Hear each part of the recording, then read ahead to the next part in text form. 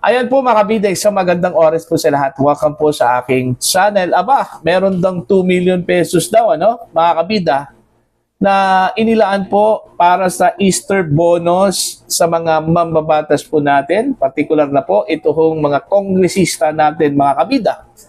Alright? Ano po itong Easter bonus? Bakit meron pong Easter bonus? Nilinaw po mga kabida, no, ni Congressman Leandro Leviste na ito daw ay MOOE. Ano? Actually, itong pasabog na ito, kay Congressman Leviste po ito nanggaling po, ano, mga kabida. Pinost po niya ito kagabi. Okay? Kaya nga, napatanong po ako nung nabasa ko po, ano, mga kabida, itong post po niya. Ano ba ito? Ito ba yung unang salvo po, ano, ng kanyang season 2? Pasabog po ng kanyang season 2 po, ano, mga kabida, ano? Okay? Now, ito, babasahin ko lang po, ano? Ito pong post po ni Congressman Leandro Leviste kagabi po, ano, mga kabida. Pero ito, nabura na po ngayon, ha? Wala na po ito sa page po ni Congressman Leviste po, ano, mga kabida. Alright? May aamin ba na may 2 million pesos Easter bonus? Ayaw ko nang manggaling na naman sa akin to. Lalo na't ang daming nagalit sa akin noong Pasko. Pero malinaw, ito ay MOOE, meaning Maintenance and Other Operating Expenses po ito, ano, mga kabida, na ibinibigay para sa district requirements. Kailangan talaga ito ng distrito. Pero, liquidation by certification ito. At sana ay dinidisclose. Ayun. Nung sinabi ko po mga kabida na ito po ay nawala na po, nabura na po sa kanyang page, ito kasi yung kanyang pahabol na message, ano, kagabi. Okay? This message may disappear in the morning. So nagbabala na po siya dito, ano, mga kabida, na baka ito po ay mabura kinabukasan. Nabura nga eh. Sino kaya yung nagbura po doon, ano, mga kabida? Alright? Now, ano po ang issue dito? Ang issue po dito, mga kabida, ay hindi po ang MOOE, ano? Hindi po ang 2 million pesos kasi natural po, meron pong MOOE po mga kabida, no? Itong mga kongresista po natin, ano? Lalong-lalo na po doon ho sa kanilang mga distrito. Kasi meron kasi sila mga staff doon eh. Meron pong binabayaran na bills, ano? Tubig, kuryente, okay, telephone, internet, at maging ito hong office space po nila, no? Mga kabida. So, ito lahat ay covered dito ho sa MOOE. Ngayon, ang tanong, okay, dinidisclose ba nila lahat-lahat yung mga expenses po nila, ano, doon po sa kanilang opisina? As part doon ho sa MOOE funds, ano, mga kabida. Kasi ang sabi po dito ni Congressman Leviste, ano, mga kabida, na ito po ay with liquidation po, ano, by certification only, ano, mga kabida. Okay? Meaning, pwede lang pong sabihin po doon sa certificate, ano, na this is to certify that Juan de la Cruz has spent the amount of something, ganon, mga kabida, ano. Ganon lang po.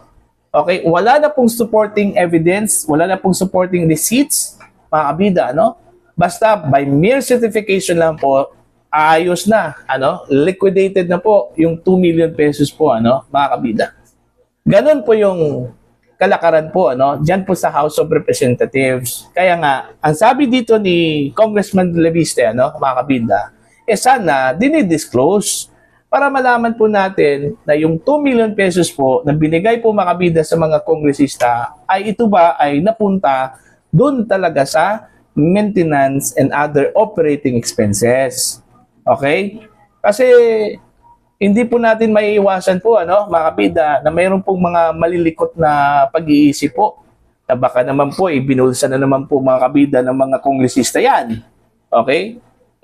Mere certification lang po yung kanilang isasubmit dyan eh. Okay? Hindi po katulad dun ho sa standard na accounting rules, ano, na kailangan talaga ng mga resibo. Okay? Dapat naka-receipts lahat ng mga expenses po. Pero dito mga kabida, sa mga kongresista, a mere certification lang po is enough. Okay? Which is, marami pong pwedeng mangyari po, ano, mga kabida.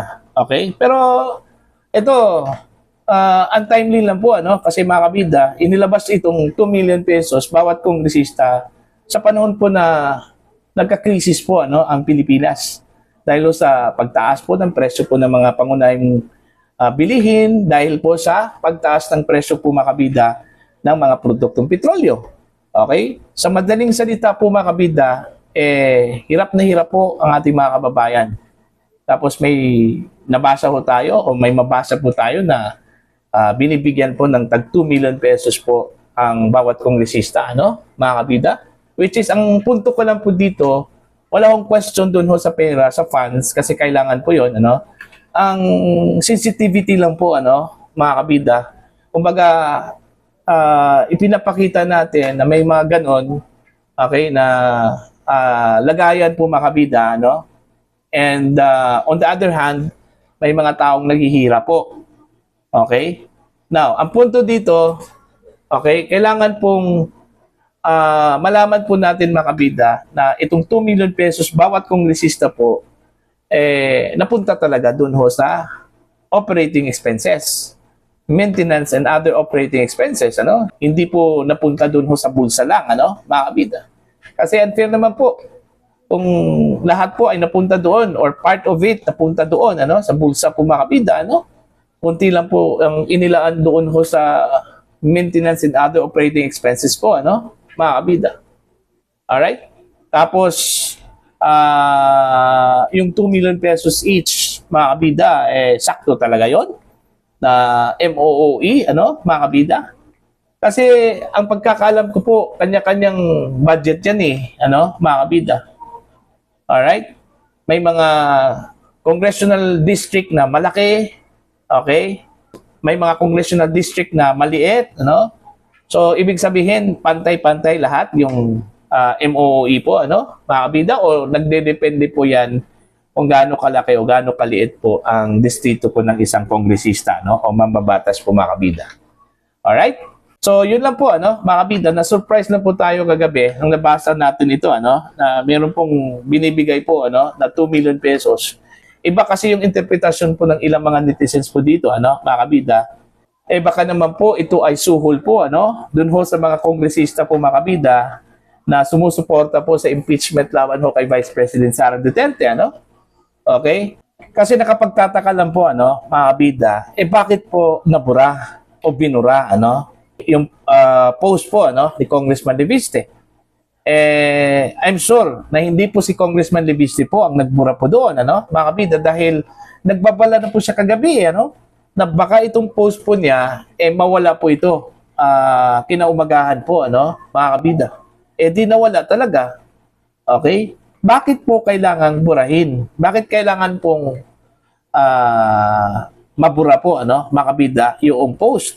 Kung wala lang man pong itinago po, Kasi po, kung 2 million pesos is intended po para po sa MOOE po, walang problema yon, mga kabida, Natural po yon. May maintenance and other operating expenses talaga, ang bawat opisina, mga kabida. Unless siguro, kung yung 2 million pesos ay hindi talaga intended for MOOE, Okay? Bakit nasabi po ni Congressman Leviste, na baka ito ay mabura kinabukasan? Okay? Sino ang nagbura? Yun yung malaking tanong po, mga kabida. Alright? So, bahala na po kayo, mga kabida, na mag-interpret po dito, Basta sa akin po, inilatag ko lang po yung post po ni Congressman Leviste, mga kabida, yung a mere certification po para lang po maliquidate itong 2 million pesos. Para sa akin, it's not enough. Kailangan po talaga ng full disclosure po mga kabida, sa expenses po ng bawat distrito, ng bawat kongresista po mga kabida, gamit po yung kanilang MOOE, mga kabida. Para at least, alam po natin, alam po ng mga taxpayers po kung saan po napunta yung kanilang pera po, mga kabida. Remember, yung 2 million pesos bawat kongresista po ay galing po yan, sa buwis po ng taong bayan, po, mga kabida. So, may karapatan po tayo, na singilin po kung saan po napunta yung ating buwis na binabayad. So, natural po, na singilin din natin, itong mga mamabatas, saan napunta yung MOOE namin. Okay? Yung pera na para sa MOOE po ninyo, mga kabida. Diba? Sakto lang po. Sakto lang po. Okay? So, para po sa inyo, ano po ang inyong basa po dito, mga kabida? Bakit binura o bakit nabura yung post po ni Congressman De Viste? At sino po ang nagbura? May itinatago kaya sila? Okay? Kaya nabura yung post po about 2 million pesos po na MOOE ng mga kongresista po sa kanilang mga distrito. Please comment down. Sa mga hindi pa po subscriber po sa akin channel, please subscribe, just click the subscribe button, click the notification bell, click all para updated po kayo mga kabida sa aking mga uploads. Maraming salamat po sa inyo lahat.